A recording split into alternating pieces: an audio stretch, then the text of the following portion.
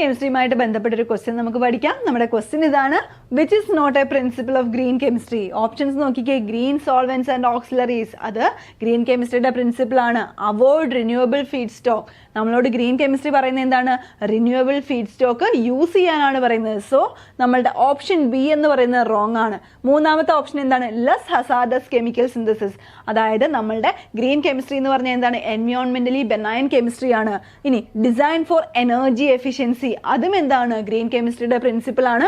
അപ്പോൾ green chemistry നമ്മളോട് പറയുന്നത് റിന്യൂവബിൾ ആയിട്ടുള്ള ഫീഡ് സ്റ്റോക്കുകൾ യൂസ് ചെയ്യാൻ വേണ്ടിയിട്ടാണ്. എന്ന് വെച്ചാൽ നമ്മുടെ ബയോ ഫീഡ് സ്റ്റോക്ക് നമ്മൾ നോക്കുകയാണെന്നുണ്ടെങ്കിൽ അവിടെ നമ്മുടെ സെല്ലുലോസും ഷുഗേഴ്സും ലിഗ്നിൻസും പ്രോട്ടീൻസും എല്ലാം എന്താണ്?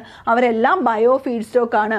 റിന്യൂവബിൾ ഫീഡ് സ്റ്റോക്ക് എന്ന് പറഞ്ഞാൽ അവർ കൊമേഴ്ഷ്യലി അവൈലബിൾ ആയിരിക്കണം, അതുപോലെ തന്നെ best form of agricultural waste പ്രോഡക്റ്റും ആയിരിക്കണം. അപ്പോൾ ഇങ്ങനെയുള്ള കൂടുതൽ ഇൻഫർമേഷൻസിന് വേണ്ടിയിട്ട് ലൈക്ക് അവർ ചാനൽ.